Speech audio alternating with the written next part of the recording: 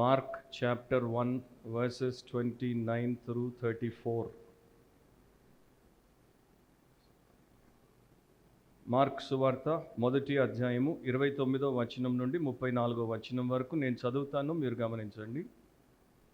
వెంటనే వారు సమాజ మందిరములో నుండి వెళ్ళి యాకోబుతోనూ యోహానుతోనూ సీమోను అంద్రెయ అనువారి ఇంట ప్రవేశించిరి. సీమోను అత్త జ్వరముతో పడి ఉండగా వెంటనే వారు ఆమెను గూర్చి ఆయనతో చెప్పిరి. ఆయన ఆమె దగ్గరకు వచ్చి చెయ్యి పట్టి ఆమెను లేవనెత్తెను. అంతటా జ్వరము ఆమెను వదిలెను కనుక ఆమె వారికి ఉపచారము చేయసాగెను. సాయంకాలము ప్రొద్దుగుంకినప్పుడు జనులు సకల రోగులను దయ్యములు పట్టిన వారిని ఆయన యొద్దకు తీసుకుని వచ్చిరి.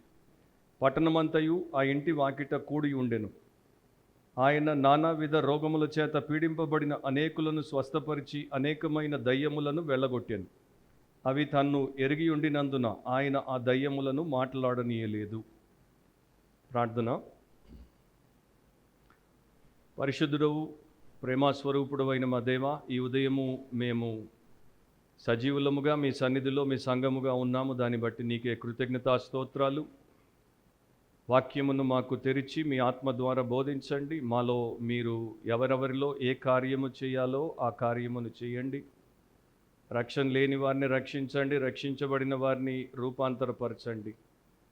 త్వరలో మీరు అక్కడ సంభవించనై ఉంది కనుక మేమందరము సిద్ధపడటకు సహాయము చేయమని యేసు ప్రభు నామమున ప్రార్థిస్తున్నాం తండ్రి, ఆమేన్. కూర్చోండి. దేవుడి వాక్యమును భయముతో భక్తితో వినండి, శ్రద్ధతో ఆసక్తితో వినండి.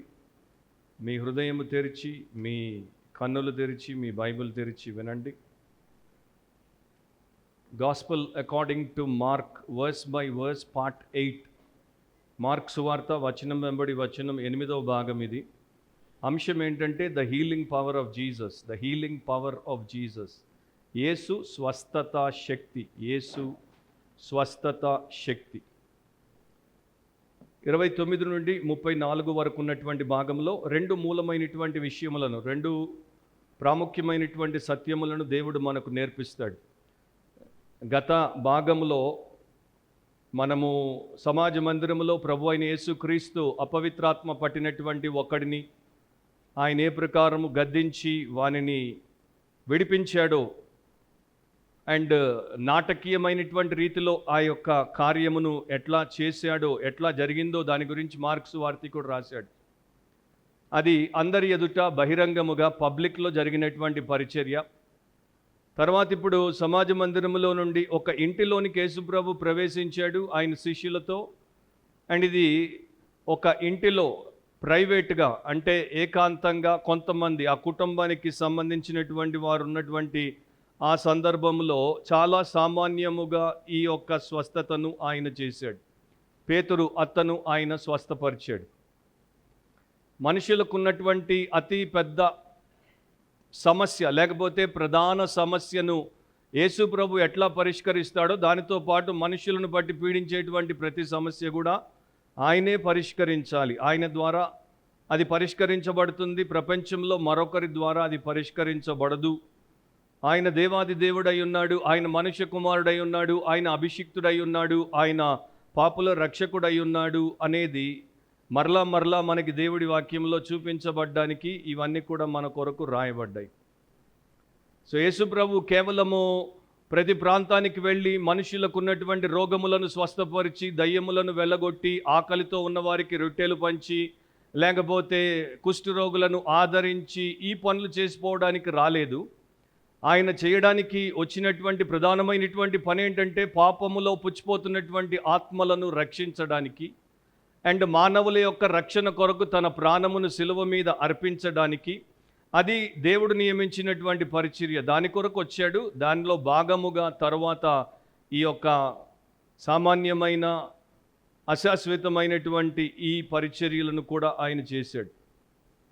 సో మొదటిది రాసుకునేటువంటి వారు రాసుకోవచ్చు. ద మినిస్ట్రీ, 29వ వచనం నుండి 31వ వచనం వరకు ద మినిస్ట్రీ, పరిచర్య. అక్కడ వెంటనే వారు సమాజ మందిరంలో నుండి వెళ్ళి యాకోబుతోనూ యోహానుతోనూ సీమోను అంద్రెయ అనువారి ఇంట ప్రవేశించిరి. సీమోను అత్త జ్వరముతో పడి ఉండగా వెంటనే వారు ఆమెను గూర్చి ఆయనతో చెప్పిరి. ఆయన ఆమె దగ్గరకు వచ్చి చెయ్యి పట్టి ఆమెను లేవనెత్తెను. అంతటా జ్వరము ఆమెను వదిలెను కనుక ఆమె వారికి ఉపచారము చేయసాగెను. సో మనకి బైబిల్ ఏం చెప్తుందంటే, దేవుడు దయ్యముల మీద అధికారమును కలిగి ఉన్నాడు, దేవుడు రోగముల మీద అధికారమును కలిగి ఉన్నాడు. మానవుడు ఎదుర్కొనేటువంటి ప్రతి విధమైనటువంటి సమస్య మీద దేవుడికి మాత్రమే సర్వాధికారం ఉన్నది. అండ్ యేసుక్రీస్తు ప్రభు కనికర స్వభావం కలిగినటువంటి వాడు కనుక వీలైనంత వరకు దేవుడి చిత్తంలో ఉన్నటువంటి ప్రతి విషయంలో కూడా ఆయన వారికి సహాయము చేశాడు. ఇక్కడ మనం చూసాం, వెంటనే వారు సమాజ మందిరంలో నుండి వెళ్ళి, సో ఉదయము యూదులు సబ్బాతు దినాన్న సమాజ మందిరంలో దైవారాధన కొరకు కూడుకుంటారు. అండ్ దైవారాధన సమాజ మందిరంలో అయిపోయిన తర్వాత యేసు ప్రభు అండ్ ఆయన మొదట పిలిచినటువంటి 4 శిష్యులు, పేతురు, అంద్రేయ, యాకోబు, యోహాను, వీరాయనతో ఉన్నారు. ఆయన్ని వెంబడించుటకు అంతా విడిచిపెట్టారు. సో సమాజ మందిరంలో ఆరాధన అయిపోయిన తర్వాత వీరందరూ కూడా బయటకు వచ్చారు. బయటకు వచ్చినప్పుడు ఏం జరిగిందంటే, వారందరూ కూడా ఆ ఇంటిలోనికి వెళ్ళారు. అయితే గుర్తుపెట్టుకోవాలి, ఇది సబ్బాతు, శనివారం, వారికి విశ్రాంతి దినం, వారికి పరిశుద్ధ దినం. వారు కేవలము దైవ ధ్యానంలో, దైవ కార్యాల్లో మాత్రమే లీనమై ఉండేటువంటి సమయం. బైబిల్ గ్రంథంలో దేవుడు ఏం చేశాడంటే, అపోస్తలుల జీవితంలో ఒక దినం ఎట్లా ఉంటుంది, యేసు ప్రభు జీవితంలో సబ్బాతు దినాన్ని ఆయన ఏమి చేశాడు అనేది మన కొరకు రాసి పెట్టాడు, వివరాలు మనకిచ్చాడు. తద్వారా ఆదివారం మనము సంఘముగా కూడుకున్న తర్వాత, ఆరాధన చేసిన తర్వాత, ఆరాధన అయిపోయి మనం సంఘము నుండి బయటికి పోయిన తర్వాత మనం ఏమి చేయొచ్చు, ఏమి చెయ్యకూడదు అని నేర్పించడానికి. చాలాసార్లు మనం అనుకుంటాం, వారానికి ఒక్కసారి ఉదయం ఆ 2-3 గంటలు ఆరాధనకి వెళ్ళిపోతే హమ్మయ్య అనుకోవచ్చు. ఆయనకు ఒక హల్లెలూయా, నాకేమో హమ్మయ్య, దాని తర్వాతకి నా ఇష్టం, నా ప్రోగ్రామ్స్ నాకు ఉంటాయి. బైబిల్ మీరు జాగ్రత్తగా చదివితే అది దేవుడి దినం, అది లార్డ్స్ డే, అది నా డే, నీ డే కాదు. కనుక దాన్ని దేవుడి కొరకు దేవుడు చెప్పినటువంటి విధానంలో ఎట్లా వాడాలో మనకి నేర్పిస్తాడు. సో చర్చిలో సమస్యని పరిష్కరించాడు, ఇప్పుడు ఇంటిలో సమస్యను పరిష్కరించడానికి యేసు ప్రభు వచ్చాడు. సో ఈ లోకంలో, భూమి మీద సమస్య ఎక్కడున్నా పరిష్కారము ఆయనే ఇవ్వాలి, ఆయన ద్వారానే అది జరుగుతుంది. ఇదే ఉదంతము మనకి మత్తయి సువార్తలో ఉంది, లూకా సువార్తలో ఉంది. లూకా సువార్త 4వ అధ్యాయంలో 38వ వచనం మొదటి భాగంలో లూకా ఇట్లా రాశాడు, ఆయన సమాజ మందిరంలో నుండి లేచి సీమోను ఇంటిలోనికి వెళ్ళెను. సో సీమోను అంటే పేతురు, యాకోబుతోను, యోహానుతోను, సీమోను, అంద్రేయ అనువారి ఇంట ప్రవేశించిరి అని మార్కు రాశాడు. బహుశా ఆ ఇల్లు ఈ అన్నదమ్ముళ్ళదై ఉంటుంది. అంద్రేయ, సీమోను అనేటువంటి వారి ఇంటిలోనికి వెళ్ళాడు. ఇది కపెర్నహూములో ఉన్నటువంటి ఇల్లు. కపెర్నహూము అనేది మరి మనం చూసాము గతసారి కూడా, అది చాలా ప్రధానమైనటువంటి పరిచర్య కేంద్రముగా ఉండింది. కపెర్నహూములో సమాజ మందిరము, అండ్ దాంట్లో నుండి లేచి వెంటనే ఇంట్లోకి వచ్చారు. అంటే జస్ట్ అక్కడ నుండి బయటికి రాగానే ఆ దరిదాపుల్లోనే ఇల్లుంది, సమాజ మందిరంలో నుండి కనబడుతుంది. నిజం చెప్పాలంటే 1 నిమిషంలో నడిచిపోతే పేతురు ఇల్లు సమాజ మందిరానికి అంత సమీపంగా ఉంది. ఇప్పటికి కూడా మీరు ఒకవేళ ఇశ్రాయేల్ దేశానికి వెళ్తే, గలిలయలోని కపెర్నహూముకి వెళ్తే, సమాజ మందిరంలో నుండి బయటికి రాగానే లెఫ్ట్ సైడ్లో మీకు ఒక ఆక్టోగోనల్ బైజంటీన్ బిల్డింగ్ కనపడుతుంది.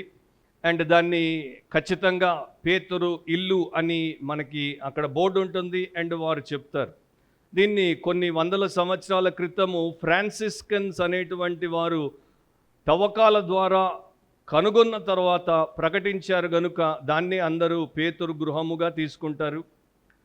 అదే అని ఖచ్చితంగా మనకి తెలియదు, కానీ 90% అదే అయి ఉండాలి అన్నది అందరి అభిప్రాయం. అండ్ గలిలయ ప్రాంతంలో మీరు చూస్తే ఎక్కువగా మనకు కనబడేటువంటి ఒక పట్టణం ఏదైనా ఉంది అంటే అది కపెర్నహూము. అది చాలా చక్కగా మనకి ఇంకా దాని యొక్క 2000 సంవత్సరాల క్రితం ఉన్నటువంటి రూపురేఖలతో మనకి కనబడుతుంది కనుక దాన్ని వారు పరిరక్షించారు. అక్కడ ఇల్లులు ఎట్లా ఉంటాయో కూడా మీరు అక్కడికి వచ్చి చూస్తే మీకు అర్థమవుతుంది. దాన్ని వారి భాషలో ఇన్సులే అంటారు. సో ఇట్లా 4 వైపులా రెక్టాంగిల్గా అది ఉన్నప్పుడు ఈ మూలన 2 గదులు, ఈ మూలన 2 గదులు, ఈ మూలన 2 గదులు, ఆ మూలన 2 గదులు, మధ్యలో అంతా కూడా ఓపెన్ చావడి. సో 4 కుటుంబాలు 4 వైపులా ఉండొచ్చు, మధ్యలోకి అందరూ రావచ్చు, అటు వీధుల్లోనికి ఎవరికి వారు వెళ్ళిపోవచ్చు. సో అట్లా కట్టబడేటువంటి ఇల్లులు అనమాట. సో పేతురు, అంద్రెయ్య అట్లా రెండు వైపులా ఉండొచ్చు. మిగతా వైపు ఎవరున్నారో మనకి తెలియదు. కానీ ఆ టైపు ఇంటిలో వీరు మరి కామన్గా కలిసి ఉంటున్నటువంటి ప్రాంతం అది. సో ఇక్కడ సీమోన్ ఏమి చేశాడు? సీమోన్ ఎక్కువ మాట్లాడతాడు. సీమోనే బహుశా యేసు ప్రభువుని పిలిచి ఉంటాడు తన ఇంటికి. ప్రభువా, ఇదిగో బయటికి రాగానే మా ఇంట్లో ఈరోజు మధ్యాహ్నం భోజనానికి మీరు రండి అని ఆయన్ని వెంటనే తన ఇంటికి తీసుకొని పోయి ఉంటాడు. సో ఇక్కడ ఒక మంచి సత్యాన్ని మనము నేర్చుకోవచ్చు. అదేంటంటే, మనము ఆదివారము సంఘానికి ఆరాధనకు వచ్చిన తర్వాత, సంఘ ఆరాధన అయిన తర్వాత యేసును సంఘంలో విడిచి మనం ఒంటరిగా వెళ్ళిపోకూడదు. యేసును మనతో పాటు మన ఇంటికి తీసుకొని పోయేటువంటి వారముగా ఉండాలి. ఆయనైతే మనల్ని ఎప్పుడు విడవను ఎడబాయను అన్నాడు కనుక మనము కూడా ఆయన్ని ఎప్పుడు విడవక ఎడబాయక మన వెంటే పెట్టుకునేటువంటి వారముగా ఉండాలి. కానీ చాలామంది యేసు ప్రభువును సంఘంలో వదిలేసి వెళ్ళిపోతారు. లవొదికయ క్రైస్తవులు యేసును సంఘము బయట పెట్టారు. లోక సంబంధులైనటువంటి క్రైస్తవులు సంఘములో యేసును పెట్టి వాళ్ళు బయటికి పోతారు. అర్థమైంది కదా? లవొదికయ క్రైస్తవులు యేసును సంఘానికి బయట పెట్టారు. లోక సంబంధులైనటువంటి క్రైస్తవులు యేసును సంఘంలోనే పెడతారు. వారు లోకంలో తిరుగుతుంటారు. కానీ పేతురు అట్లా కాదు. ఈ నలుగురు శిష్యులు అట్లా కాదు. వీరు యేసు కొరకు అంతా విడిచిపెట్టి వచ్చారు కనుక యేసుతో ఆయన వెంటే ఆయన్ని వెంబడిస్తారు. అండ్ వీరు ఎక్కడికి పోయినా కూడా ఆయన వీరి వెంట ఉంటాడు. అది మనకి చాలా మంచి క్షేమాన్ని, ఎంతో గొప్ప ప్రయోజనాన్ని, లాభాన్ని కలిగించేటువంటి విషయం. మనం యేసుకి ఇంకొక పేరుంది అనేది మర్చిపోకూడదు. ఆయన పేరు ఇమానియేల్. ఇమానియేల్ అంటే గాడ్ విత్ అస్, దేవుడు మనకు తోడై ఉన్నాడు. ఎప్పుడెప్పుడు ఉండాలి, ఎక్కడెక్కడ ఉండాలి అంటే చర్చిలో, మీటింగ్లో, టైంలో మాత్రమేనా? కాదు. ప్రతిసారి ప్రతి చోట దేవుడు మనకు తోడై ఉండాలి. ప్రతి విషయంలో తోడై ఉండాలి. ప్రతి వ్యవహారంలో తోడై ఉండాలి. ప్రతి వ్యాపకంలో తోడై ఉండాలి. అట్లా మనం ఉంటే దేవుడికి మనకి అనుబంధం అనేది పెరుగుతుంది. యూదుల ఆచారం ప్రకారము ఈ సమాజ మందిరపు ఆరాధన అయిపోయిన తర్వాత వారికి సాబత్ మీల్ అనేది ఉంటుంది. అంటే సబ్బాతు భోజనం. యూదుల దినము ఉదయం 6 గంటలకి ప్రారంభమవుతుంది. మధ్యాహ్నం 12 గంటలకల్లా సమాజ మందిర ఆరాధన అయిపోయిన తర్వాత వారి ఇంటికి వెళ్ళి భోజనము చేస్తారు. అండ్ అది వారి యొక్క భాష ప్రకారము 6వ జాము లేకపోతే 6వ గంట. సో ఉదయం 6 గంటల నుండి మధ్యాహ్నము 12 గంటలకి 6 గంటలు అయిపోతాయి కనుక భోజనానికి వారు వెళ్తారు. సో అదే ప్రకారము యేసు ప్రభు అండ్ ఈ శిష్యులు పేతురు ఇంట్లో భోజనానికి బహుశా వెళ్ళి ఉండాలి. అప్పుడు ఏం జరిగింది? సీమోను అత్త జ్వరముతో పడి ఉండగా, ఇంట్లోకి వారు వచ్చారో లేదో మరి, సీమోను అత్త, మేనత్త కాదు, అంటే తండ్రి యొక్క సహోదరి కాదు. గ్రీకులో మరి 3 సువార్తల్లో వాడబడినటువంటి పదానికి అర్థం ఏంటంటే సీమోను పేతురు యొక్క భార్య తల్లి. సో మేనత్త కాదు, కాకపోతే అత్త అన్నమాట. భార్య యొక్క తల్లి అయినటువంటి అత్త. అత్త సీమోను ఇంట్లో ఏం చేస్తోంది వివరాలు మనకి లేవు. సీమోను భార్య ఆ సమయంలో అక్కడ ఉందా లేదా దాని గురించి ప్రస్తావన లేదు. కానీ ఈ పాటికి సీమోనుకు పెళ్ళయింది. యేసు ఆయన్ని పిలవక మునిపే ఆయన వివాహితుడు. తర్వాత వివాహితుడని తెలిసిన తర్వాత యేసు ప్రభు అతన్ని మనుషులను పట్టు జాలరుగా చేస్తానని పిలిచాడు, సేవనిచ్చాడు. కొంతమంది అనుకుంటారు పెళ్ళైనటువంటి వారు సేవకు పనికి రారు. అది వారికి బొత్తిగా బైబిల్ ఏంటో అర్థం కాలేదు. బ్రహ్మచారులు మాత్రమే సేవ చెయ్యాలి, అది బైబిల్ మనకి చెప్పట్లేదు. కాకపోతే రోమన్ క్యాథలిక్లు అట్లా తర్వాత చేశారు. సో పేతురికి వివాహమైంది, పేతురికి భార్య ఉంది. అండ్ పేతురు భార్యను కలిగే సేవలో దేవుడి చేత వాడబడ్డాడు. మనకి అపోస్తులైనటువంటి పౌలు 1 కొరింథీ 9వ అధ్యాయం 5వ వచనంలో ఇట్లా రాశాడు: తక్కిన అపోస్తల వలెను ప్రభు యొక్క సహోదరుల వలెను కేఫా వలెను. కేఫా అంటే సీమోను పేతురే. విశ్వాసురాలైన భార్యను వెంటబెట్టుకొని తిరుగుటకు మాకు అధికారము లేదా? అపోస్తలు, ప్రభు సహోదరులు, మరి ముఖ్యంగా కేఫా, పేతురు విశ్వాసురాలైన భార్యను కలిగి ఉన్నాడు కనుక ఆయన పరిచర్య కోసం పోయినప్పుడు ఆయన తన భార్యను వెంటబెట్టుకొని పోయాడు. మీకు 2 రకాల సేవకులు కనపడతారు. కొంతమంది సేవకులు వారు మాత్రమే సేవకెళ్ళి వస్తారు. కొంతమంది సేవకులు ప్రతి మీటింగ్కి వారి భార్యను వెంటబెట్టుకొని పోతారు. ఏది కరెక్ట్, ఏది తప్పు అని చెప్పడానికి వీల్లేదు. వారికి ఉన్నటువంటి పరిస్థితులను బట్టి వారు అట్లా చేస్తారు. ఏదైనా పర్వాలేదు, భార్యాభర్తలు ఇద్దరూ ప్రతి దాంట్లో పాల్గొంటే చాలా మంచిది. బట్ సమ్ టైమ్స్ కొన్ని బాధ్యతలను బట్టి కొంతమంది సేవకుల భార్యలు వారి వెంట ఉండకపోవచ్చు.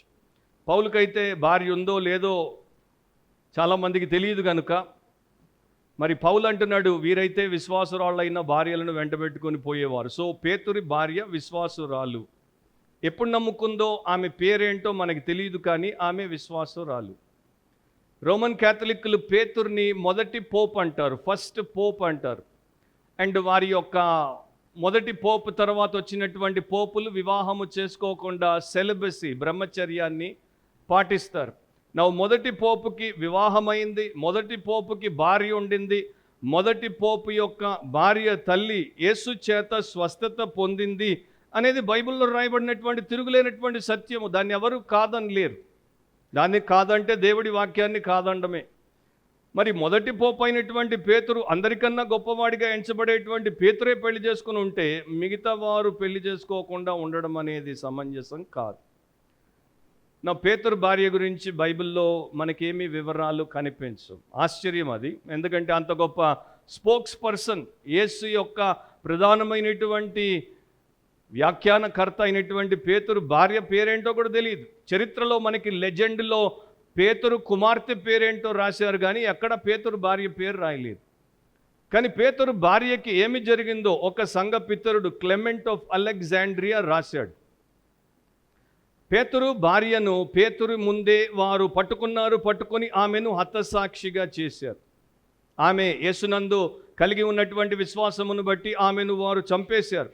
సో ఆమెను అరెస్ట్ చేసి తీసుకుపోతున్నప్పుడు పేతురు ఆమెను వారు పట్టుకుపోతుంటే చూస్తూ ఇట్లా అన్నాడంట, ఓ నా భార్య, నీవు ఆ పరలోకపు గృహానికి పిలువబడుతున్నావు, నీవు ధైర్యంగా ఉండు, ప్రోత్సహించబడు, అండ్ యేసును నీవు మర్చిపోవద్దు, నీవు వెళ్ళు, సంతోషంగా ఆయన కొరకు హతసాక్షిగా మారు. నాకైతే మరి ఈ రోజుల్లో ఉన్నటువంటి క్రైస్తవ భర్తలు అట్లా వారి భార్యలను హతసాక్షులుగా వెళ్ళండి, సంతోషంగా వెళ్ళండి అని అంటారని నేను అనుకోవట్లేదు. అండ్ భర్తలు అట్లా అవుతుంటే భార్యలు అంటారని నేను అనుకోవట్లేదు. ఎందుకంటే ఇప్పుడున్నటువంటి వారికి అటాచ్మెంట్ ఎక్కువ. రియల్ క్రిస్టియానిటీలో డిటాచ్మెంట్ మనకి అవసరం. అటాచ్మెంట్ ఉంటే మనము అడిక్ట్ అయిపోతాం, డిటాచ్మెంట్ ఉంటే మనము దేవుడికి డెడికేట్ అవ్వచ్చు. అది చాలామందికి ఎన్నిసార్లు బోధల్లో ఎన్ని రకాలుగా చెప్పినా ఇంకా అర్థం అవ్వట్లేదు. సో పేతురు భార్య హతసాక్షి అయింది, తర్వాత భర్త కూడా హతసాక్షి అయ్యాడు. ఈయన చెప్పి చెయ్యని వాడు కాడు, ఈయన చెప్పాడు. ఈయనైతే మరి యేసుక్రీస్తు ప్రభు కొరకు బహిరంగంగా ఎట్లా హతసాక్షి అయ్యాడో కూడా మనకి రోమ్లో చరిత్ర చెప్తోంది. సో ఇతని యొక్క అత్త జ్వరంతో పడి ఉంది. వెంటనే వారు ఆమెను గూర్చి ఆయనతో చెప్పిరి. సో ఇంట్లోకి వచ్చారో లేదో, ఆ టైంలో పేతురు భార్య ఉందో లేదో మనకి తెలియదు. అత్తగారైతే మంచాన పడున్నారు, జ్వరంతో ఆమె అస్వస్థతతో లేవలేని స్థితిలో ఉన్నప్పుడు భోజనం అయిందో లేదో మనకి తెలియదు. కనుక వీరు యేసు ప్రభువుకి చెప్పారు. మార్క్ అయితే చెప్పారు అని రాశాడు, చెప్పిరి. లూకా ఎట్లా రాశాడంటే ఆమె విషయమై ఆయన యొద్ద మనవి చేసుకొనిరి, రిక్వెస్ట్ చేశారు. సో రిక్వెస్ట్ చేశారు. ఏం రిక్వెస్ట్ చేసి ఉంటారు? మా అత్తగారిని ప్రభువా స్వస్థపరచు. ఎందుకంటే ఇప్పుడే కొన్ని గంటల క్రితమే అక్కడ అపవిత్రాత్మ పట్టినటువంటి వాడిని ఒక గద్దింపుతో నీవు విడుదల చేసేసావు. నీకు అసాధ్యమైనది ఏదీ లేదు, నీవు మా సమస్యకు పరిష్కారం ఇవ్వగలవు, కనుక ఈమెకి జ్వరముతో ఇట్లా పడుంది, సహాయము చేయి అని ఆయన్ని మనవి చేశారు, లేకపోతే వేడుకున్నారు. సో మన ఇంటికి యేసుప్రభుని తీసుకెళ్ళినప్పుడు మన ఇంట్లో ఉన్నటువంటి సమస్యల గురించి మనం ఆయనకి విజ్ఞాపన చేయొచ్చు, మనవి చేయొచ్చు, ప్రార్థన చేయొచ్చు. ప్రతి దాని గురించి ఆయనకి మనం చెప్పాలి. ఎందుకంటే ఆయన ఆలోచనకర్త, ఆయన ఆశ్చర్యకరుడు, ఆయన అద్భుతాలు చేయువాడు. మనమన్నీ చేసుకోలేం, మనకన్నీ చేత నవ్వవు, కనుక మనకి ఆయన సహాయము కావాలి. ఈ శారీరక సంబంధమైనటువంటి రోగం గురించి అయితే మనలో చాలామంది చెప్పేస్తారు, ప్రభువా నా భర్తకు ఆరోగ్యం పాడైపోతుంది స్వస్థపరచవా, నా భార్యకి రుగ్మత ఉంది స్వస్థపరచవా, నా బిడ్డకి అనారోగ్యం ఉంది స్వస్థపరచవా అని చెప్పేస్తాం. కానీ ఒకవేళ భార్య రక్షణ పొందకపోతే ప్రభువా నా భార్యను రక్షించవా అని మనం చెప్పకపోవచ్చు. భర్త రక్షించబడకపోతే నా భర్తను రక్షించవా అని మనం చెప్పకపోవచ్చు. కుమారుడు చెలరేగిపోతుంటే అతడు తిరుగుబాటుదారుడైపోతుంటే వీడిని బాగు చేసి వీడిని రక్షించవా అని మనం చెప్పకపోవచ్చు. సహోదరుల గురించి చెప్పకపోవచ్చు. తల్లి తండ్రి గురించి చెప్పకపోవచ్చు. అక్కడ మన ప్రాధాన్యత ఏంటో మనకు అర్థమైపోతోంది. కొంతకాలం ఉండి తర్వాత కనబడకుండా పోయే శరీరానికి వచ్చినటువంటి రోగాన్ని తీసేయమని అడుగుతారు, కానీ ఎప్పటికీ అంతము లేకుండా ఉండే ఆత్మకున్న రోగాన్ని తీసేయమని అడక్కపోవడము, అది మన ప్రాధాన్యత సరిగా లేదు, మనకి వివేకము సరిగా లేదు అనేది చూపిస్తుంది. సో వీళ్ళు అడిగారు, అత్త జ్వరంతో పడుంది,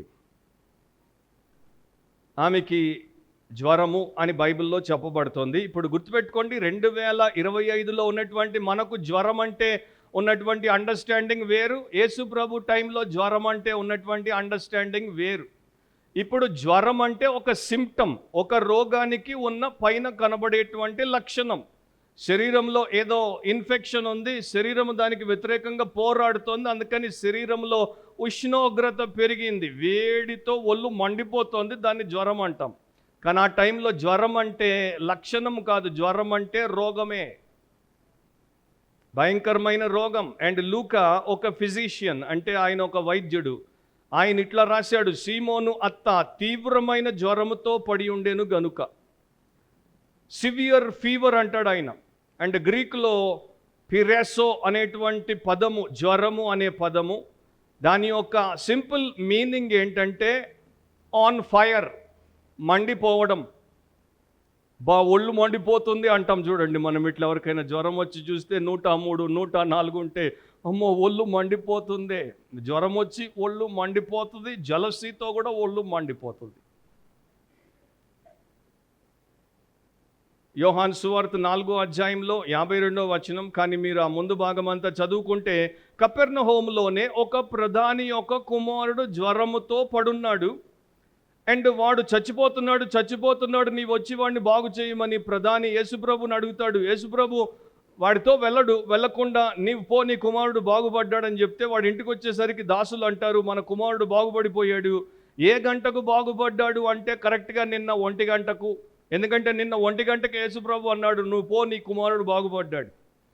సో యోహాను 4:52లో అదే పదం జ్వరం అనేది ఇక్కడ వాడబడింది.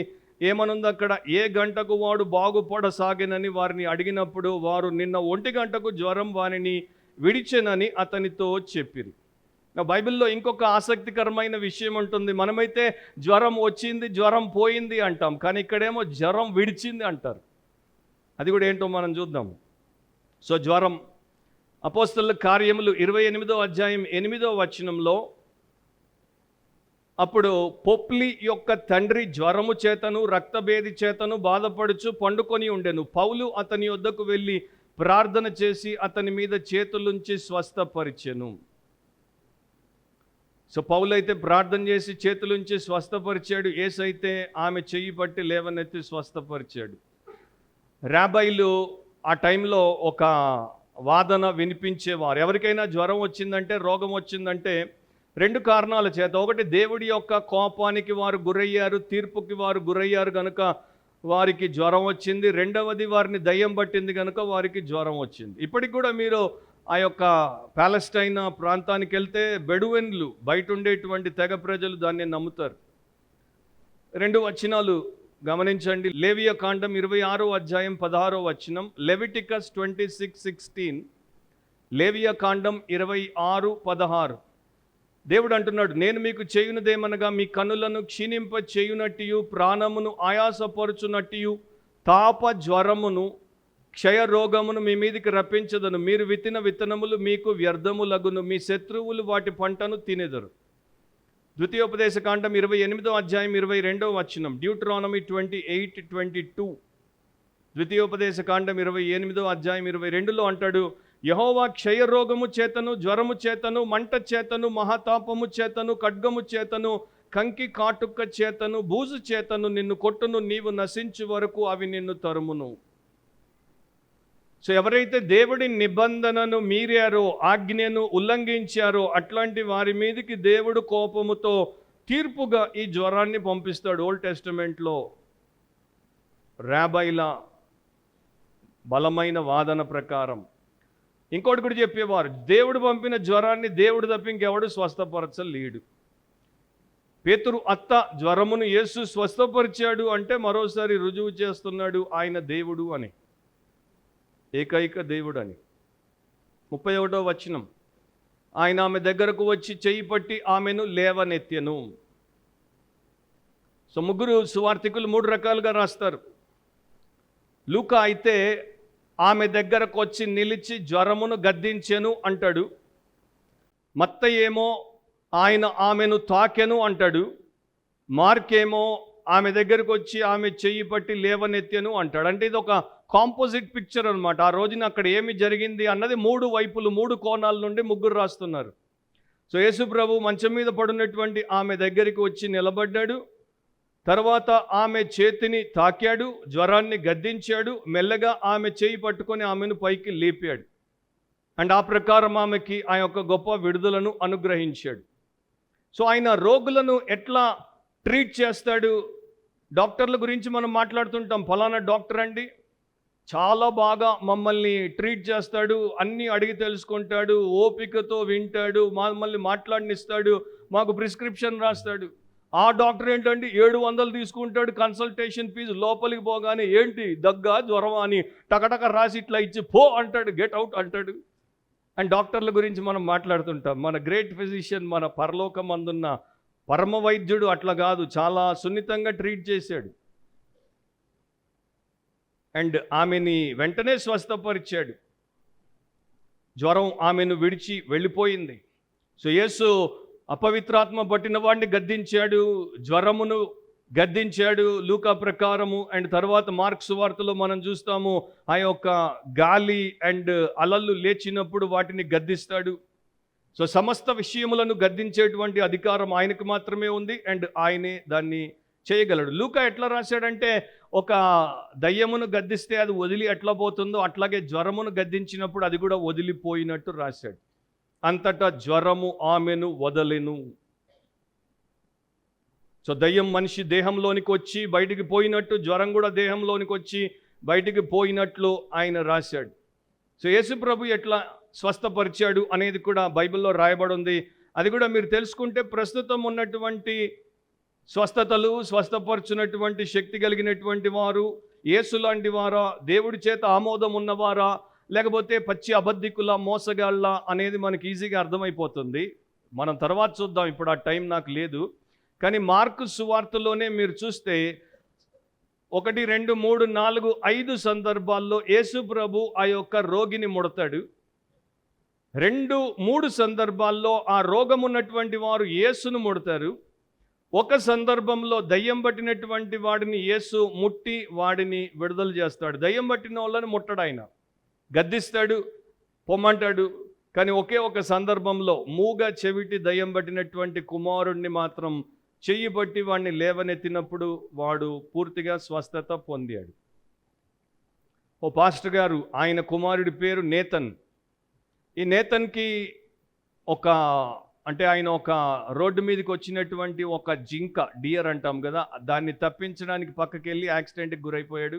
యాక్సిడెంట్ జరిగినప్పుడు ఆయనకి ప్రాణం పోవాల్సిన పరిస్థితి. ఆయన స్పైనల్ కార్డ్, వెన్నుపూస దెబ్బతినింది, మెడ విరిగిపోయింది, ఆయన యొక్క కాలు విరిగిపోయింది, లంగ్ పంక్చర్ అయ్యింది. సో ఆయన తీసుకెళ్ళి డాక్టర్లు ట్రీట్మెంట్ ఇచ్చినప్పుడు 4 రోజులు డ్రగ్ ఇండ్యూస్డ్ కోమా, అంటే మందిచ్చి కోమాలో పెట్టి ట్రీట్మెంట్ ఇచ్చారు. 4 రోజుల తర్వాత ఇక కోమాలో ఉంచకుండా అతడు బయటికి రావాలని డ్రగ్ ఇవ్వడం, మందు ఇవ్వడం ఆపేశారు. 1 వారం అయిపోయినా కూడా ఆ బిడ్డ బయటికి రావట్లేదు. సో ఈ తండ్రి ఒక సేవకుడు కనుక ఏం చేశాడంటే పక్కనే కూర్చొని ప్రార్థన చేశాడు. బైబిల్ తెరిచి యోహాను సువార్త 11లో యేసు ప్రభు ఆ యొక్క సమాధిలో ఉన్నటువంటి లాజరస్ కమ్ ఫోర్త్ అంటాడు, లాజరు బయటికి రా అంటాడు. చూడండి, అట్లాగే నేతన్ కమ్ ఫోర్త్, బయటికి రా అని కుమారుడు చెవులు గట్టిగా పలికాడు. అండ్ కుమారుడితో చెప్పాడు, నీవు కోమాలో నుండి బయటికి రావాలి, నీవు స్పృహలోనికి రావాలి, నీవు స్పృహలోనికి వస్తేనే నీ స్వస్థత సంపూర్ణం అవుతుంది. సో నెక్స్ట్ ఫ్యూ డేస్లో అతడు స్పృహలోనికి వచ్చాడు. కానీ అతడి మెడ విరిగిపోయింది కనుక అది మాత్రం ఇంకా అతుక్కునే పరిస్థితి కనబడట్లేదు. ఒక హాలీవుడ్ ఫిల్మ్ స్టార్ ఉండేవాడు, క్రిస్టఫర్ రీవ్. ఆయన ప్రపంచమంతటికి సూపర్ మ్యాన్ సినిమాల్లో నటించి ప్రాముఖ్యత గడించాడు. గుర్రపు స్వారీ చేస్తున్నప్పుడు పడి మెడ నుండి విరిగిపోయి మొత్తం ఏమీ పనిచేయదు, తల మాత్రం. ఈ మధ్య ఆయన కూడా చనిపోయాడు. సో ఇతని పరిస్థితి అదే. సో డాక్టర్లు అన్నారు అది ఇంకా మెడ వెర్టెబ్రా వేరైపోవచ్చు, దాన్ని మేము ఏమీ చేయలేము. కానీ ఇతడు తండ్రి కుమారులు ప్రార్థన చేస్తున్నారు. ప్రార్థన చేస్తుంటే 2 వారాల తర్వాత నిద్రలో ఉన్నప్పుడు మెడ టక్కున కుమారుడికి ఏదో శబ్దం అయినట్టు అనిపించింది. అతడు ఉలిక్కిపడి లేచాడు. నెక్స్ట్ డే వారు వివిధ రకాలైనటువంటి ఎక్స్రేలు తీశారు. ఎక్స్రేలో చూస్తే మొత్తం మెడ వర్టెబ్రా ఊడిపోయిందేమో అనుకున్నారు, కానీ వారు ఎవరు ఊహించని రీతిలో అది చక్కగా అతుక్కుపోయింది. అట్లా 3 నెలలు హాస్పిటల్లో ఉన్న తర్వాత అతన్ని వారు డిశ్చార్జ్ చేశారు. అండ్ అతడు మళ్ళా అథ్లెటిక్స్లోనికి, ఫుట్బాల్ ఆడడానికి, రెస్లింగ్ చేయడానికి అండ్ హై జంప్ చేయడానికి అనుమతిని పొందాడు. కారణం ఏంటంటే తండ్రి కుమారుల విశ్వాసాన్ని బట్టి యేసు ఆ బిడ్డను స్వస్థపరిచాడు. మత్తయి సువార్త 8వ అధ్యాయం 17వ వచనంలో ఇట్లా రాయబడి ఉంది. ఇది ప్రవక్త అయినటువంటి యెషయా ద్వారా చెప్పబడిందే మత్తయి రాశాడు. ఆయన మాట వలన దయ్యములను వెళ్ళగొట్టి రోగుల నెలను స్వస్థపరిచెను.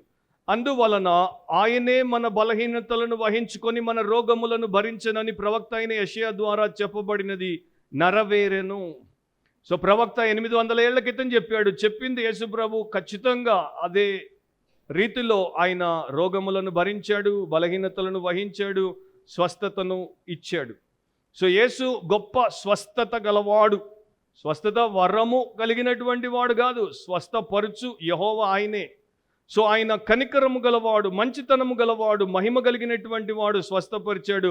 కానీ మీరు బైబిల్లో ఎక్కడ చూసినా కూడా యేసు ప్రభు ఎందుకు స్వస్థపరిచాడంటే మనుషులను ఇంప్రెస్ చేయడానికి స్వస్థపరచలేదు. వారి దృష్టిలో పడ్డానికి, వారి దృష్టిలో గొప్పగా ఎంచబడ్డానికి, పేరు గడించడానికి స్వస్థత ఆయన చేయలేదు. నా ఇప్పుడు జాగ్రత్తగా వినండి. ఎవరికైనా దేవుడు ఒకవేళ స్వస్థత వరాన్ని ఇస్తే వాడికి యేసు మనసు ఉంటే వాడు కూడా అదే రకంగా ప్రవర్తిస్తాడు. కానీ చిన్న స్వస్థత, అది పూర్తిగా అయిందో లేదో ఎవరికి తెలియదు, డాక్టర్ కూడా దాన్ని ఎండోర్స్ చేయలేడు. అయినా కూడా దాన్ని ఇంత గొప్పగా చేసి ప్రతి చోట చాటించి ప్రతి ఒక్కరికి చూపించి అందరికీ చెప్పిస్తున్నాడంటే వాడికి యేసు మనసు లేదు, వాడికి యేసుకు బొత్తిగా సంబంధం లేదు. ప్రపంచ ప్రఖ్యాతిగాంచిన హీలర్ అయి ఉండొచ్చు, we don't have to care. So fake హీలర్లు, అబద్ధపు స్వస్థత వరము గలవారు చెప్పుకునేది అండ్ చేసేది దేనికోసం అంటే 3 కోసం. ఒకటి ఫార్చ్యూన్, ధనము సంపాదించుట కొరకు. రెండవది ఫేమ్, పేరు గడించుట కొరకు. మూడవది to fool millions and millions, లక్షల మందిని మూర్ఖులుగా తయారు చేసి వారి వెంట తిప్పుకోవడానికి. ఇప్పుడు ఇంకో వ్యత్యాసం నేను మీకు చెప్తాను. యేసు ప్రభు పగలు స్వస్థపరిచాడు, రాత్రి స్వస్థపరిచాడు, సమాజ మందిరంలో స్వస్థపరిచాడు, ఇంట్లో స్వస్థపరిచాడు, సమాధుల్లో స్వస్థపరిచాడు, ఎక్కడంటే అక్కడ స్వస్థపరిచాడు. ఈ స్వస్థత వరం ఉన్నవారు వారి ప్లేస్లోనే స్వస్థత చేస్తారు, ఎక్కడంటే అక్కడ చేయలేరు. వారి చర్చిలోనే హీలింగ్ మీటింగ్, వారి మీటింగ్లోనే హీలింగ్, వారి స్టూడియోలోనే హీలింగ్. నేను ఇటువైపు చేయబెడతా టీవీకి, నువ్వు అటువైపు చేయబెట్టు, ఈ టీవీ ద్వారా నా హీలింగ్ నీకు ట్రాన్స్ఫర్ అవుతుంది అని అబద్ధాలు చెప్తారు. లేకపోతే నా యొక్క ప్రార్థన చేసినటువంటి గుడ్డ తీసుకెళ్ళి నేను ఎత్తున పెట్టుకో, నిండా మునిగిపోతావు. గుడ్డ కోసం ఉంటుంది ఇది. ఇప్పుడు మన దేశంలో 70 ఏళ్ల తర్వాత మనం చూస్తున్నాం. 1950లోనే అమెరికాలో ఇవి మొదలైనవి. మనం ఎప్పుడు అక్కడ నుండి డౌన్లోడ్ చేసుకుంటాం చాలా లేటుగా. మనకి ఒరిజినాలిటీ ఏమి ఉండదు. ఇక్కడ వాళ్ళకి తెలియదు కనుక అబ్బో అనుకుంటారు. నేను అన్ని చూసి తిరిగి వచ్చాను, అంతా తెలుసు కనుక వీళ్ళు ఎవరిని కాపీ కొడుతున్నారో కూడా పేర్లు సహా మీకు చెప్పగలను కనుక ఎంత పెద్ద మోసగాళ్ళు. వీళ్ళని అడగండి మన హాస్పిటల్కి వచ్చి స్వస్థపరచమని, వీరిని అడగండి ఉస్మానియా మార్చువరీలో ఎన్నో శవాలు అట్లా పడున్నాయి వాటిని లేపమని. వీరిని అడగండి వీరి సభ్యుల ఇంట్లో ఎవరైనా చచ్చిపోయినప్పుడు వచ్చేసి సమాధి చేయకుండా చచ్చినోడిని లేపమని.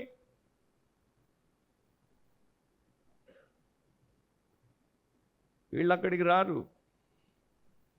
సో యేసు వీరు ఎంత వ్యత్యాసం ఉన్నటువంటి వారో చూడండి. ఆయన దేవుడు, ఆయనకి ప్రతి చోట, ప్రతి సమయంలో, ప్రతి దాని మీద అధికారం ఉంది. కాబట్టి ఆయన చిత్తం ప్రకారము ఆయన ఎవరిని స్వస్థపరచాలో, ఎవరిని సమాధి నుండి లేపాలో, ఏ దయ్యాన్ని వెళ్ళగొట్టాలో ఆయన నిర్ణయిస్తాడు. ప్రతి ఒక్కరికి ప్రతిసారి అట్లాగే చేస్తాడని మనం చెప్పలేము, అది ఆయన ఇష్టం. సో ఆమెను చేయబట్టి లేపాడు. దాంట్లో ఉన్నటువంటి ఒక ఎనాలజీ, అంటే దాని వెనుక ఉన్నటువంటి ఒక సాదృశ్యం ఏంటి అంటే, త్వరలోనే ఆమెను ఎట్లా శారీరకంగా రోగిగా పడున్నప్పుడు, బలహీనంగా పడున్నప్పుడు లేపాడో, అట్లాగే చనిపోయినటువంటి వారందరినీ, ఆయన యందు విశ్వాసం ఉంచి చనిపోయినటువంటి వారందరినీ కూడా ఆయన పునరుత్థానంలో తిరిగి లేపుతాడు అన్నదానికి అది ఒక నిదర్శన. సరే, ఆమె లేచింది. 31వ వచనం గమనించండి. కనుక ఆమె వారికి ఉపచారము చేయసాగెను. అరే, తీవ్రమైన జ్వరంతో పడుంది, ఒళ్ళు మండిపోతోంది. ఎన్ని రోజులుగా జ్వరం ఉందో మనకి తెలియదు. జ్వరం వచ్చిన వాళ్ళు బలహీనమైపోతారు, కొయ్యి కొయ్యి అని మూలుగులతో మనకి నిద్ర రాకుండా చేస్తారు. ఈమె అనట్లేదు, నేను జ్వరంతో మూలన పడ్డాను, మంచం నుండి ఇప్పుడే లేచాను, నాకు ఇంకొంత తేరుకోవడానికి, రికవర్ అవ్వడానికి రెస్ట్ కావాలి, వేరే ఎవరైనా చూసుకోండి. నో, ఠాక్కుని లేచింది ముసలామే. వెంటనే లేచి అని సువార్తికులు రాసేశారు, డాక్టరే రాశాడు లూకా. వెంటనే లేచి వారికి ఉపచారము చేయసాగాను. యేసుప్రభుతో ఇంకో 4 మగవారు ఉన్నారు. పేతురు భార్య ఉండి ఉండొచ్చు, ఇతరులు ఉండి ఉండొచ్చు. అంతమందికి మరి ఈమె డైరెక్ట్గా వంట మొదలు పెట్టేసిందో, లేకపోతే పేతురు భార్య ఇతరులు వండుతుంటే తెచ్చేసి వడ్డించడం మొదలుపెట్టిందో, కానీ సువార్త మనకి చెప్పేది ఏంటంటే, ఉపచారము అంటే సేవకురాలిగా సేవ చేయడం మొదలుపెట్టింది. బల్లల దగ్గర ఉండి సేవ చేసేటువంటి వారిగా సేవ చేయడం మొదలుపెట్టింది. సో స్వస్థత ఎప్పుడైతే వచ్చిందో వెంటనే ఆమె సేవ చేసింది. దాంట్లో మనము గ్రహించేది ఏంటంటే, దేవుడు నిన్ను దీవించగానే నీవు దేవుడిని సేవ ద్వారా గణపరచాలి. నీవు రక్షించబడగానే నీవు దేవుడిని సేవించాలి. You are saved to serve. నీవు రక్షించబడింది ఆయన సేవకుడిగా మారడానికి. ఇంతవరకు నీకు సేవ చేసుకున్నావు, ఇతరులకు సేవ చేసావు, సాతానుకు ఊడిగం చేసావు. కానీ ఇప్పుడు రక్షించబడగానే నీవు దేవుడికి సేవ చేయడానికి. లోకంలో ప్రతిదాన్ని దేవుడు ఒక ఉద్దేశం కొరకు చేశాడు, అండ్ నిన్ను నన్ను ఆయన సేవ కొరకు చేశాడు అనేది అనేక సార్లు వాక్యం మనకి నేర్పించే సత్యం. ఇతడు పేతురు మీరు తీసుకుంటే అంతా విడిచిపెట్టి యేసుతో ఉన్నాడు గనుక యేసుని ఇంటికి పిలిచాడు. ఇంటికి వస్తే యేసుకు చెప్పుకున్నాడు గనుక యేసు అతను స్వస్థపరచగలిగాడు. సో యేసు ప్రభు కేవలము పేతురుకి ఆత్మ సంబంధమైనటువంటి విషయాల్లో మాత్రమే సామర్థ్యమునిచ్చిన వాడుగా లేడు, కానీ ప్రతి విషయంలో కూడా సహాయపడినటువంటి వ్యక్తిగా ఉన్నాడు. అండ్ ఆమెలో మనకు కనబడేటువంటి మరొక మంచి లక్షణం ఏంటంటే, ప్రభువా నీవు నన్ను స్వస్థపరిచావు, నాకు బలమునిచ్చావు, అండ్ ఈ బలము, ఈ జీవము, ఈ ఆరోగ్యము నీ సేవ కొరకు నేను ఖర్చు పెడతాను. ప్రతి బిలీవర్, ప్రతి విశ్వాసి అట్లా ఆలోచిస్తే ఈ దేశం బాగుపడేది, మన హైదరాబాద్ బాగుపడేది, మన తెలంగాణ బాగుపడేది. నేను ఎప్పుడు చెప్తుంటాను, 80-20 రూల్ అనేది. ప్రపంచవ్యాప్తంగా 80% మంది సంఘంలో సోమరులు, 20% మందే సంఘంలో సేవకులు. దాన్ని మార్చడానికి నేను ఎన్ని పడ్డాను, ఎన్ని ఎదురీతలకు పోయాను మీకు అందరికీ తెలుసు. చివరి శ్వాస ఉన్నంత వరకు దాన్ని ఇంకా ఎక్కువే చేస్తాను, ఎందుకంటే that is the biblical way, biblical pattern. Every saved soul must become a servant of God. ప్రతి రక్షించబడిన ఆత్మ దేవుడి సేవకుడు, సేవకురాలు అవ్వాలి. లేకపోతే వారు మరలా స్వార్థానికి, సాతానుకు, సమాజానికి సేవకులు అయిపోవడానికి ఎక్కువ టైం పట్టదు. ఎందుకంటే రెండిటి మధ్యలో మనము న్యూట్రల్గా ఉండడానికి వీల్లేదు. ఇటైనా సేవ చేస్తాము ప్రభుకైనా, అటైనా పాపానికైనా దాసులం అయిపోతాం. సో ఆమె వెంటనే లేచి వారికి ఉపచారము చేయసాగాను. ఇక్కడే మీరు గమనిస్తే ఇదే మార్కు సువార్తలో సేమ్ పదం ఉపచారము, డియకోనియో అనేటువంటి పదం 3కి వాడబడింది. ఇంకా ఎంతో వాడబడిన 3 చెప్తాను నేను. ఒకటి 13వ వచనంలో మీరు చూస్తే, మరియు దేవదూతలు ఆయనకు పరిచర్య చేయుచుండిరి. సో దేవదూతలు, పరలోకంలో ఉన్నటువంటి పరిశుద్ధమైనటువంటి దేవదూతలు యేసు ప్రభువుకి పరిచర్య చేశారు. తర్వాత ఇక్కడ ఈమె పేతురు అత్త ఆయనకి వారికి పరిచర్య చేసింది. మార్క్ 10:45లో మనము చూస్తాం, మనుష్య కుమారుడు పరిచారము చేయించుకున్నట్టుకు రాలేదు కానీ పరిచారము చేయుటకు వచ్చాడు. సో అగైన్ అండ్ అగైన్ దేవదూతలు పరిచర్య చేశారు, దేవుని కుమారుడు పరిచర్య చేశాడు, దేవుని పిల్లలు, దేవుని శిష్యులు పరిచర్య చేస్తారు. అది బిబ్లికల్ ప్యాటర్న్ అన్నమాట. ఎవరైనా సేవ చేయట్లేదు అంటే వారికి దైవ సంబంధులు కారు అని మనము చెప్పచ్చు. అండ్ ఈమె ఏం చేసింది? ఈమె లైమ్ లైట్ని కోరుకోలేదు. ఈమె సింపుల్గా తన ఇంట్లో, తన 4 గోడల మధ్యలో అక్కడ ఉన్నటువంటి ప్రభువుకి సేవ చేసింది. ఏ ప్రకారము సేవ చేసింది అంటే నిస్వార్థంగా సేవ చేసింది. అండ్ ఎంతో కష్టపడి సేవ చేసింది. అక్కడ మీరు తెలుగులో చూసినా కూడా ఆమె వారికి ఉపచారము చేసెను అని లేదు, వారికి ఉపచారము చేయసాగెను అని ఉంది. సో అది గ్రీక్లో ఇంపర్ఫెక్ట్ టెన్స్లో ఉందంటే again and again and again and again she continually served them. ఒకసారి రెండు సార్లు కాదు. ఇక ఆమె ఎట్లా ఉందంటే ప్రతిసారి అవకాశం వచ్చినప్పుడల్లా సేవ చేస్తూనే ఉంది. బతికినంత కాలం సేవ చేస్తూనే ఉంది. సేవకుడు అని ఎవరిని అంటాం, సేవకురాలు అని ఎవరిని అంటాం? జీవితాన్ని సేవకిచ్చిన వారిని అంటాం, అప్పుడప్పుడు చేసేవారిని అనం. ప్యారిస్లో ఒక మ్యూజియం ఉంది, లూవ్ర్ మ్యూజియం అంటారు. అది ప్రపంచంలో లార్జెస్ట్ ఆర్ట్ మ్యూజియం. దాంట్లో మ్యూరెల్లో అనేటువంటి ఒక ఆయన ప్రముఖ పెయింటింగ్ ఉంది. దానికి టైటిల్ ఏంటంటే the miracle of San Diego. So దాంట్లో ఇట్లా ఉంటుంది, ఒక తలుపు తెలుసుకుంటుంది, ఇద్దరు గనులు ఒక క్యాథలిక్ ప్రీస్ట్ కిచెన్లోనికి, వంటగదిలోనికి వస్తారు. వంటగదిలోనికి రాగానే వారందరికీ ఆశ్చర్యం, ఎందుకంటే వంటగదిలో వారికి ఒక మనిషి కనపడ్డు. వంటగదిలో అందరూ ఏంజల్స్ కనపడతారు, దూతలు కనపడతారు. ఒక దూత మరి నీళ్ల కడవ పట్టుకొని కనబడతాడు, ఒక దూత మాంసమును తీసుకొని ఒక గంపలో వేస్తూ కనబడతాడు, ఇంకొక దూత కూరగాయలు తురుముతూ కనబడతాడు, ఇంకొక దూత పొయ్యి అంటిస్తూ కనబడతాడు. అట్లా అందరూ దూతలు కిచెన్లో మెయిడ్స్గా ఉన్నారు. సో దాని యొక్క మెసేజ్ ఏంటంటే angels are willing to serve God. దూతలు దేవుడి సేవ చేయడానికి కించిత్తు మరి వారు ఆలోచన చేయరు. అండ్ యేసు ప్రభు కూడా ఎందుకు ఈ లోకానికి వచ్చాడంటే మనుష్య కుమారుడు పరిచారము చేయించుకున్నట్టు కాదు, పరిచర్య చేయడానికి. అండ్ ఆయన ఏ పని ఎంచుకున్నాడో మనకి తెలుసు. కార్పెంటర్గా ఆయన వచ్చాడు. ఆయన క్రౌండ్ ప్రిన్స్గా రాలేదు, అంటే కిరీటం పెట్టుకునేటువంటి రాకుమారుడిగా రాలేదు. ఆ యొక్క చెక్కతో పనిచేసేటువంటి వడ్రంగిగా వచ్చాడు. ఒక రోజున ఆ రాను మీదే మనందరి కోసం విమోచన కార్యమును చేశాడు. రెండవది రాసుకునేవారు ద మాస్టరీ. ద మాస్టరీ అంటే ఆయన ఆధిపత్యం. 32 నుండి 34 వచనం వరకు, సాయంకాలం ప్రొద్దుగ్రుంకినప్పుడు జనులు సకల రోగులను దయ్యములు పట్టిన వారిని ఆయన యొద్దకు తీసుకుని వచ్చిరి. పట్టణమంతయు ఆ ఇంటి వాకిట కూడి ఉండెను. ఆయన నానావిధ రోగముల చేత పీడింపబడిన అనేకులను స్వస్థపరిచి అనేకమైన దయ్యములను వెళ్ళగొట్టెను. అవి తన్ను ఎరిగి ఉండునందున ఆయన ఆ దయ్యములను మాట్లాడనీయలేదు. సమాజ మందిరంలో అద్భుతము, పేతురు ఇంటిలో అద్భుతము, వెంటనే కపెర్నహూము అంతా కూడా అది తెలిసిపోయింది. వార్త మరి దావాలనంలాగా ప్రాకిపోయింది.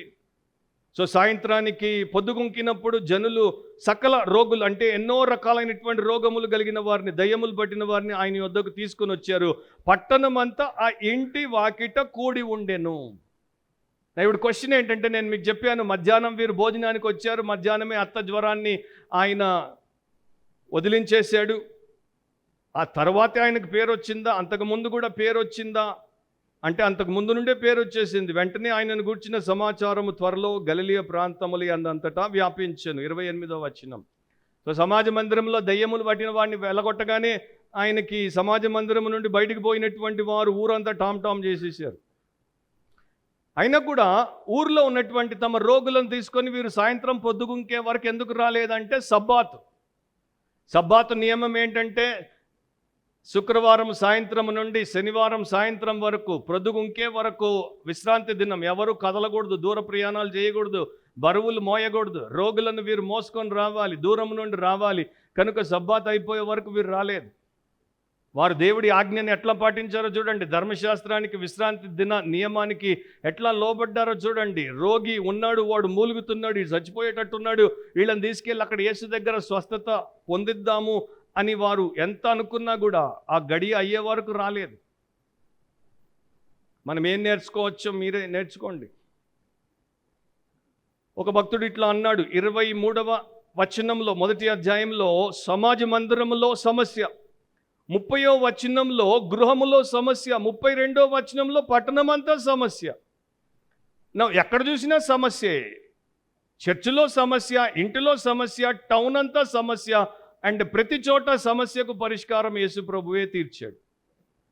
సో ఆయనే ప్రతి చోట ఉన్నటువంటి వేదనను, శ్రమను, రోదనను తగ్గించగలిగినటువంటి సర్వశక్తుడగు దేవుడు.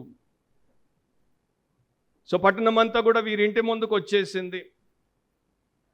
అండ్ సబ్బాతును వారు ఆచరించినటువంటి విధానాన్ని మనం చూస్తే ఆశ్చర్యపోకుండా ఉండలేం. ఈ రోజున మనము సండేని ఎట్లా ఆచరిస్తున్నాం, దీని గురించి కూడా 4 వ్యూస్ ఉన్నాయి. అంటే సండే మరి క్రిస్టియన్ శాబతా, లేకపోతే లార్డ్స్ డే వర్షిప్ ఎట్లా అనేది 4 ఉన్నాయి. ఎప్పుడైనా దాని గురించి మనము వాక్యము నుండి మాట్లాడినప్పుడు నేను మీకు నేర్పిస్తాను. కానీ బ్రీఫ్గా ఒక రియల్ ఎగ్జాంపుల్ని మీకు చెప్తాను. అమెరికాలో మిజూరీ అనేటువంటి ప్రాంతంలో ఒక సహోదరి, ఆమె పేరు కానీ రెహమ్. ఆమె 12 ఏళ్లుగా ఒక లైబ్రరీలో లైబ్రేరియన్గా పనిచేసేది. 12 ఏళ్ళు వారు 5 రోజులే ఉండేవి. అంటే 5 డే వీక్ అమెరికాలో. శనివారం పనిచేయరు, ఎందుకంటే యూదుల కోసము సబ్బాతు ఆచరించడానికి ఎప్పుడో అమెరికా అట్లా నిర్ణయించింది. ఆదివారం పనిచేయరు, క్రైస్తవులకి ఆరాధన చేసుకోవడానికి. సరే, ఇప్పుడు ముస్లింలు వచ్చి అంటున్నారు శుక్రవారం కూడా వదిలేయండి, 4 డే వీక్ పెట్టండి, అప్పుడు 3 ప్రధాన మతాలకి శుక్ర శని ఆది సెలవు ఇచ్చినట్టు అవుతుందని అంటున్నారు. దాన్ని కూడా చేస్తే ఆశ్చర్యపోనక్కర్లేదు. కానీ వీళ్ళు ఏం చేశారంటే మెల్లగా శనివారం వాడేశారు, తర్వాత ఆదివారం కూడా ఆమెను పనికి రమ్మన్నారు. ఆమెమో పనికి రాను, ఆదివారం నేను నా ప్రభువును ఆరాధించాలి అని చెప్పి ఆమె పనికి వెళ్ళలేదు. సో 2-3 ఆదివారాలు ఆమె వెళ్ళకపోతే ఆమెను ఉద్యోగం నుండి తీసేశారు. ఆమెను ఉద్యోగం నుండి తీసేస్తే ఆమె ఏం చేసిందంటే కోర్టులో కేసు పెట్టింది ఆ లైబ్రరీకి వ్యతిరేకంగా. ఈ లైబ్రరీ ఒక అన్యులది, అది క్రైస్తవులది కాదు. సో రిలీజియస్ డిస్క్రిమినేషన్ అంటే మతపరమైన వివక్ష నాకు చూపించారు అని కేసు పెడితే ఆ కేసు 3 సంవత్సరాలు నడిచింది. కేసు నడుస్తున్నప్పుడు ఈమె పక్షము బలముగా ఉంటుంది కనుక ఈ లైబ్రరీ వారు ఈమెకి డబ్బు ఎర చూపించారు. ఇదిగో ఇంత డబ్బు తీసేసుకో, అవుట్ ఆఫ్ కోర్ట్ సెటిల్మెంట్ చేసేయి, ఇక దాన్ని మూసేద్దామని అంటే ఆమె నాకు మీరు ఎంత డబ్బు ఇచ్చినా వద్దంది. ఎందుకంటే నేను పోరాడేది డబ్బు కోసం కాదు, నేను పోరాడేది ఒక సిద్ధాంతం కోసం, ఒక ప్రిన్సిపల్ కోసం. నేను మీకు ప్రపంచానికి చూపించదలిచింది ఏంటంటే ఆదివారం ప్రభు దినం. ఆ రోజున ప్రతి మనిషి రక్షించబడిన వాడు ప్రభు సన్నిధిలో ఆయన ఆరాధించాలి. వాడికి ఇంకా ఏది ఎంత ఇచ్చినా కూడా వాడు లొంగకూడదు అనేది నేను మీకు చూపిస్తాను. 3 ఏళ్ల తర్వాత కోర్టు జడ్జిమెంట్ ఈమె ఫేవర్లో ఇచ్చింది. అండ్ $53,712 అమెరికన్ డాలర్స్ ఈమెకి నష్టపరిహారముగా చెల్లించమన్నది. సో ఆమెకు ఉద్యోగం కూడా తిరిగి ఇవ్వమన్నది. సో 3 ఏళ్ళు చక్కగా చర్చికి పోయింది, కొట్లాడింది, గెలిచింది, డబ్బు వచ్చింది, అందరికీ ఆమె సాక్ష్యము ప్రకటింపజేసింది. అండ్ చాలామంది సండేలు ఎగ్గొట్టేటువంటి వారికి బుద్ధి వచ్చేటట్టు కూడా చేసింది. అఫ్కోర్స్ ఇంకొంతమందికి రాదు, ఎందుకంటే కొంతమంది ఇప్పుడు దేవుడితో ఉండరు, ఎప్పటికీ ఉండరు. ఎప్పటికీ ఉండనోడు ఇప్పుడు ఉండకపోతే నాకేం పెద్ద ఆశ్చర్యం ఉండదు. సో అన్నది 10 కమాండ్మెంట్స్ ఇంట్లో గోడ మీద పెట్టి చూపించడానికి కాదు, జీవితంలో వాటిని పాటించి గైకొనడానికి అది నేను చూపించాను అంతే. సో ఈ జనులు సకల రోగులను, దయ్యములు పట్టిన వారిని ఆయన వద్దకు తీసుకుని వచ్చారు. సాయంత్రం అయిన తర్వాత వాళ్ళందరికీ తెలుసు రాత్రి అయిపోతే మరి ఎంత లైన్ ఉంటుందో, ఎంతమంది ఉంటారో, మనకి ఎంత టైం పడుతుందో, రాత్రి యేసు స్వస్థపరుస్తాడో లేడో, ఆయన ఉంటాడో లేడో, ఆయన ఏం చేస్తాడో, మనకు అవకాశం పోతుందేమో అని అనుకోలేదు. కానీ పట్టణం అంతా వాకిటి ముందు ఉన్నారు. అనుకున్నారేమో ఆయన ఇంట్లో నుండి బయటికి పోవాలంటే మమ్మల్ని అందరినీ దాటిపోవాలి, సో మాకు ఎట్లాగూ దాటిపోలేడు కనుక మాకు సహాయం చేస్తాడని. సో నానా విధములైనటువంటి సకల రోగులను ఆయన స్వస్థపరిచాడు. అనేక రకాలైనటువంటి రోగాలు బైబిల్లో మనకి చూపించబడ్డాయి. మరి కొంతమందికి మతి స్థిమితం ఉండదు, కొంతమందిని దయ్యం బట్టి ఉంటుంది, కొంతమందికి చూపు ఉండదు, కొంతమందికి చెవుడు, కొంతమందికి మూగ, కొంతమందికి కురచ చేతులు, కొంతమందికి పక్షవాతం, కొంతమందికి కుష్ఠరోగం, రకరకాల రోగాలు. వాటన్నింటినీ కూడా ఆయన స్వస్థపరిచాడు. అంటే ఆయన జస్ట్ ఫిజిషియన్ అంటాం మనం, కానీ ఫిజిషియన్ అనే పదం సరికాదేమో.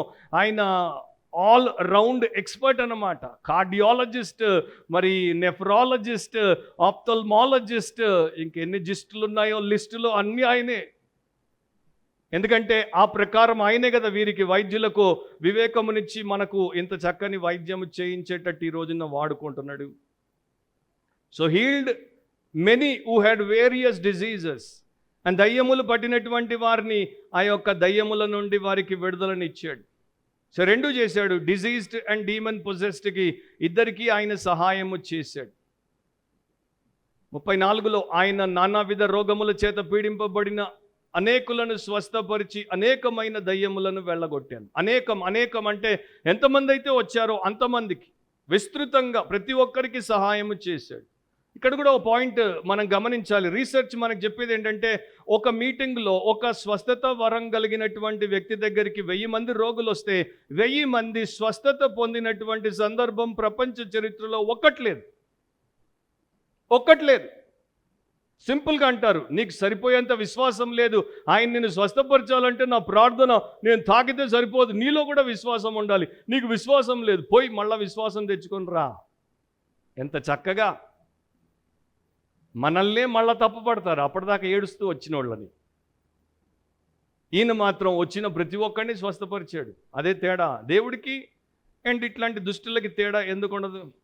ఇప్పుడు మీరు అనొచ్చు, ఈ రోజుల్లో నిజముగా స్వస్థత వరం ఉందా? దేవుడు ఎప్పుడైనా ఎవరినైనా స్వస్థపరచొచ్చు.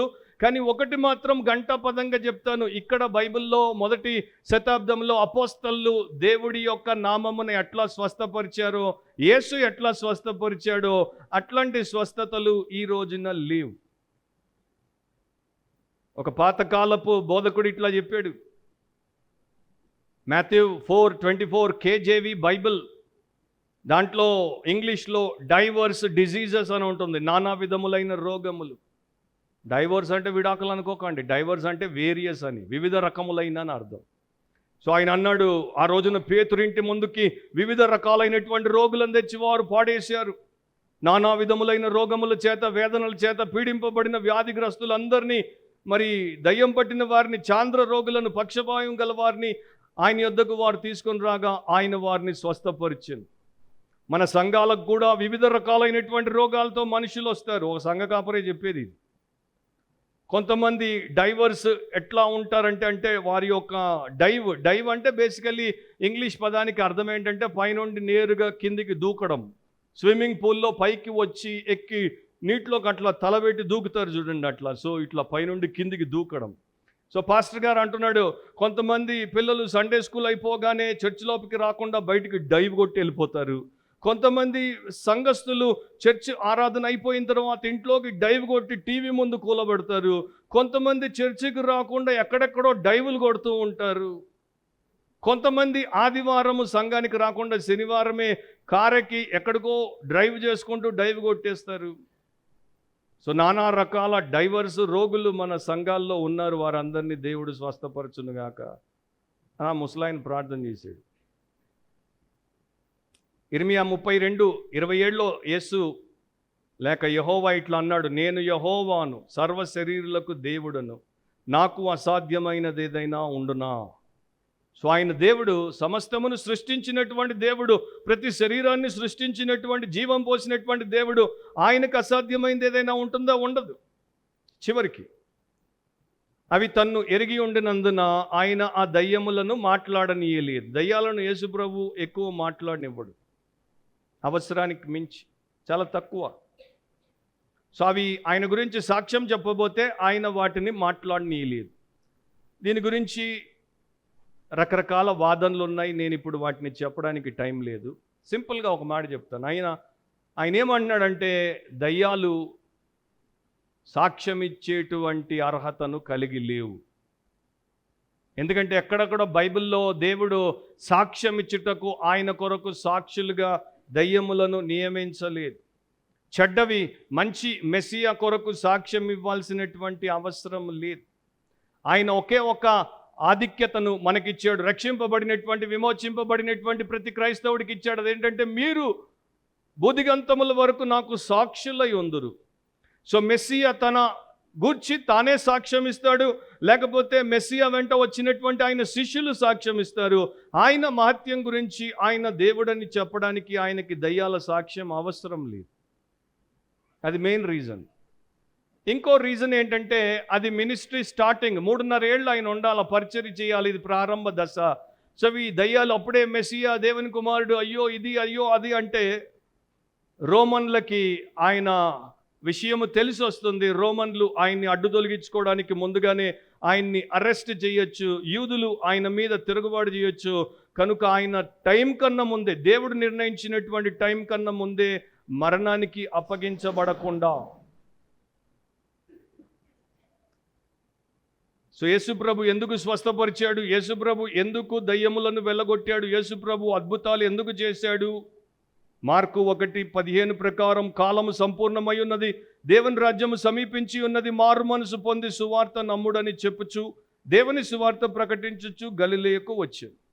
సో ఆయనకి అవన్నీ ఎందుకు చేశాడంటే కాలము సంపూర్ణమైంది, దేవుడి రాజ్యం సమీపించింది, మారు మనసు పొందండి, సువార్త నమ్మండి, ఎందుకంటే దేవుని కుమారుడు మెస్సియా మీ ముందున్నాడు.